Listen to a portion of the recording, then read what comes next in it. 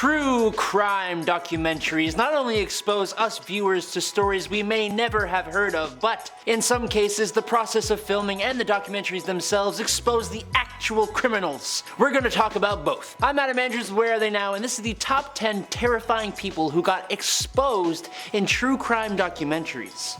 Be sure to leave your thoughts and even suggestions for other true crime documentaries down in the comments below. Number 10, Tiger King. I don't think I've ever had a chance to talk about this one on the channel, but when COVID had everyone trapped at home, this show came out and gave us all something to watch.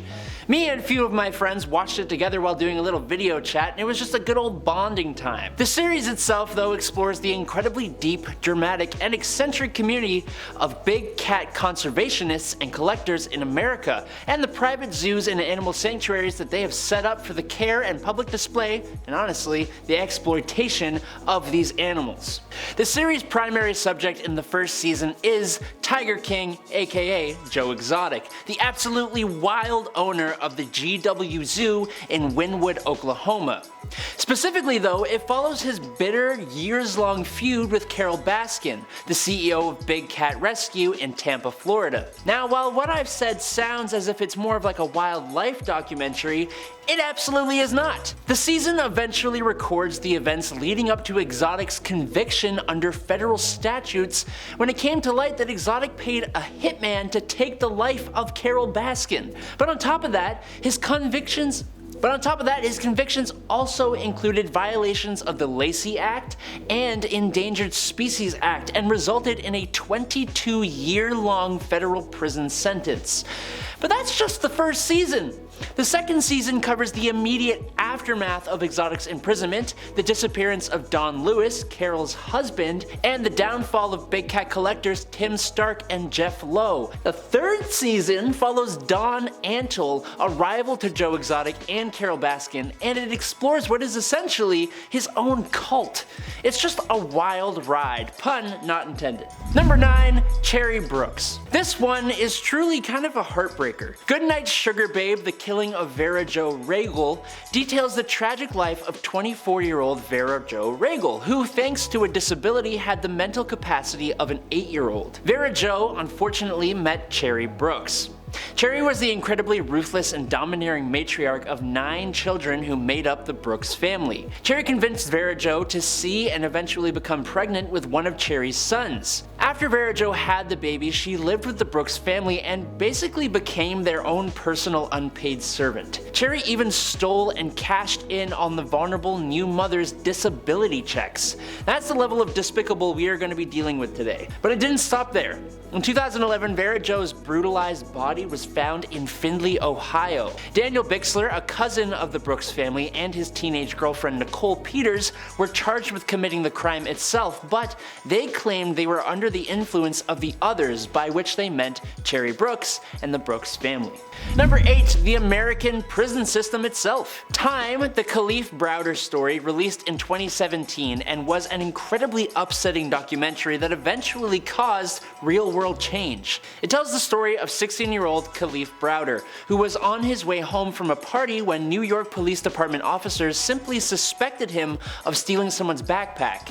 From that simple suspicion, Browder was interrogated and then imprisoned without even a trial between 2010 and 2013 at Rikers Island. Kalief spent 1,000 days behind bar without a trial, and on top of that, 800 of those days were in solitary confinement before the charges were eventually dropped. In 2015, Browder was restarting his life at Bronx Community College while suffering from depression caused by his time in prison and specifically in solitary confinement. Quote, "I'm mentally scarred right now. That's how I feel. There are certain things that changed about me and they might not change back." Unfortunately, he was right, because Browder took his own life at the age of 22. The 6-part documentary is produced by Jay-Z and Orange is the New Black actor Nick Sandow. Jay-Z said that the story they made is, quote, "here to teach us to save a generation of kids. It's hard to watch but important to see." And it's true. Kalief's life was ruined by a system that didn't give a damn about him, and in large part, this documentary led to President Barack Obama outlawing solitary confinement for minors. If you guys find this topic really interesting, make sure you give us your feedback and drop a like to let us know that you want more of this kind of thing. It really helps us out. And saying that, coming in at number 7 is Luke Magnotta. With a title like Don't F with Cats, Hunting an Internet Killer, a lot of people may have been too afraid to even watch this 3-part docuseries. When I was told what Luke Magnotta, the killer at the center of this series, did, I did not want to see that. Magnotta began uploading videos of himself hurting and ending the lives of kittens to certain parts of the internet, under an anonymous username. But I'm just gonna tell you now, the docuseries doesn't actually show the really bad parts. Although it does use the videos themselves, they took out the stuff that would make you not want to watch it. So if you watch it, you will be unnerved, but you won't be completely scarred, so there's that. But there is way more to this messed up story. 2 internet sleuths, John Green and Deanna Thompson, who were outraged by the videos Magnotta was posting, worked together to help track him down and put an end to his crimes.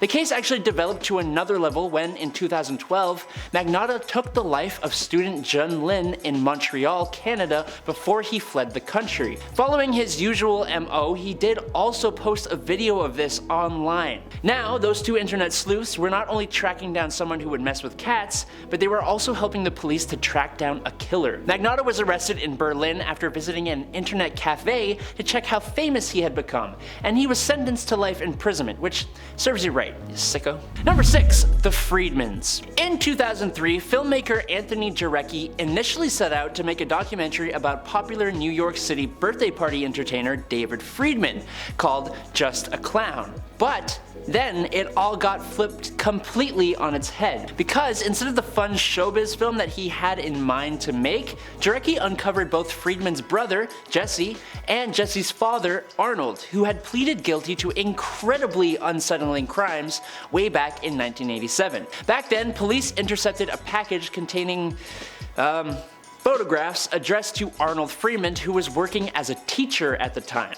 Following a search warrant, they found even more disturbing stuff and began questioning Arnold's young students, which caused a huge mass panic amongst parents and immense press coverage of the family. Using home video footage of the Friedman family and from the days leading up to the trial, Jarecki explores the conflicting stories of the accused and survivors alike. The surprise low-budget true crime documentary was a hit worldwide, grossing more than $3 million at the box office, and it received an Academy Award nomination for Best Documentary Feature. I mean, that's probably better than what Jarecki hoped for, but that's kind of weird considering it exposed the crimes.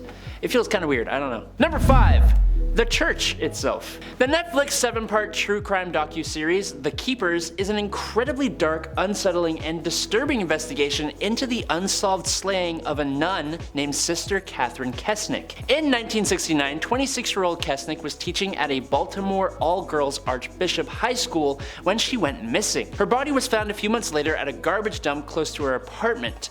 But the story that unravels is more than what meets the eye, as it involves many more incredibly upsetting crimes, including the abuse of power of clergy members and a whole hell of a lot of cover-ups. Former students at the school itself narrate the story as they detail horrifying acts that they suffered at the hands of the school priest, who was eventually found guilty of all the crimes, Joseph Maskell. As much as the docuseries implicates this priest, it also sheds a light on the corruption of parts of the Catholic Church even 50 years after the actual crimes were committed. Number 4. Michael Dowd. The documentary film The 7-5 goes through the story of Michael Dowd, a former NYPD police officer during the 80s who simultaneously led a life of crime while patrolling the streets of Brooklyn. This officer of the law, who is supposed to serve and protect, would pocket thousands of dollars per week through corrupt agreements inside the police department and correctional system, while also selling substances on the side. Eventually, Dowd was discovered and arrested for his truly unbelievable crimes. His arrest shed a massive light on the widespread corruption that was commonplace in the New York City Police Department during this time, as Dowd was obviously not the only corrupt cop on the block. The documentary features interviews with key players in the case, including Dowd himself, and explores the details of one of the largest police corruption scandals New York City has ever seen. It can be infuriating to watch at times, to be honest, and it's similar to the Khalif Browder story, which shares a similar setting and sense of corruption, so be prepared for that. Coming in at number 3, Dr. Donald Cline. In Our Father, Lucy Jordan, the filmmaker, follows one of the most infamous cases of fertility fraud, which is something I didn't even know actually existed. But it does, and it's both disgusting and deeply unsettling and upsetting. I've actually done a whole video on this specific case on our channel before, so definitely check that out, or just watch the Our Father on Netflix. But to summarize it, essentially, during the 70s and 80s, Dr. Donald Cline was a well-respected and groundbreaking doctor in the field of fertility. He was the go-to guy in this field, and people who lived in the area had gone to this doctor specifically for artificial insemination when they struggled to start their own families. What they did not know is that this doctor was actually using his own samples with dozens upon dozens of patients without their consent. Our Father tells the story of just some of his victims, and it details how years later it was discovered that he became the father of almost 100 children, while also exposing some of the truly bizarre possible motivations for his actions. Coming in at number 2 is the entire Italian justice system, but also just people in general who kind of suck. Amanda Knox. It's a name some people may actually be familiar with. In 2007, Knox, who was studying abroad in Italy, was wrongfully accused of taking the life of Meredith Kircher, a British exchange student who she shared an apartment with. Knox, who was just 20 when this all started, spent nearly 4 years in an Italian prison for the crime. On top of having her life completely ruined by a wrongful conviction, pre-trial publicity in Italian media painted Knox as if she were a complete and utter monster, and that was repeated by media all over the entire world before she had even been properly convicted of a crime, leading to complaints that the prosecution was using character destruction tactics. Now, a guilty verdict at Knox's initial trial and her 26-year sentence caused international controversy as US forensic experts thought evidence at the crime scene was incompatible with her involvement. After a long legal battle, Italy's highest court exonerated Knox on March 27, 2015.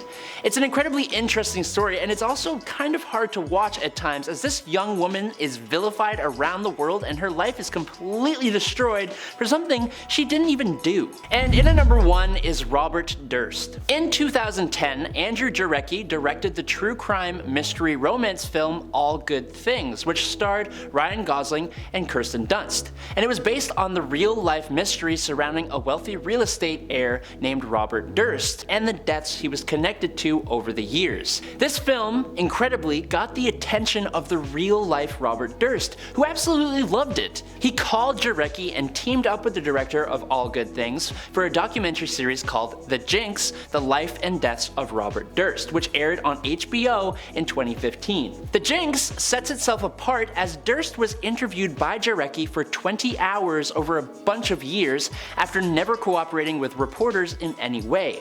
What made it even crazier though is that, ultimately, this interview resulted in helping solve the mystery and timeline of the crimes Durst actually committed, leading to charges for Durst, who passed away in January of this year before trial could actually take place. Okay, now you can go watch videos of puppies or kittens to make yourself feel a little better, because that's definitely what I'm gonna do now.